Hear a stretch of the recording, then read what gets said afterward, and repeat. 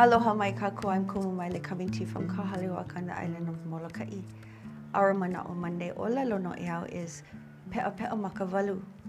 And what that translates to is the eight-eyed peʻapeʻa.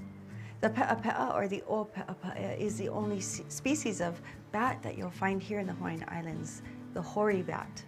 Well, it's a poetic term that speaks of someone who views the world through 8 different eyes or perspectives, and it's strongly encouraged in the Hawaiian ideology to achieve a perspective of the world through these 8 different eyes, or maka walu.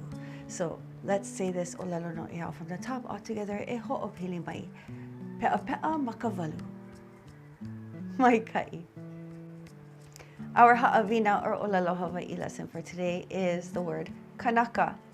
E hoʻopili mai, repeat after me. Kanaka. Maikaʻi loa, so kanaka translates to human or man.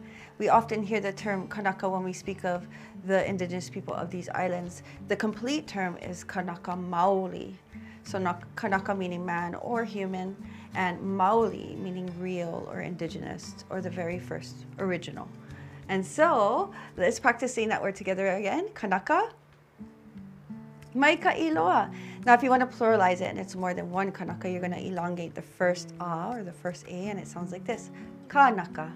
Let's try that together. A oia. Kanaka. Maikaʻi loa.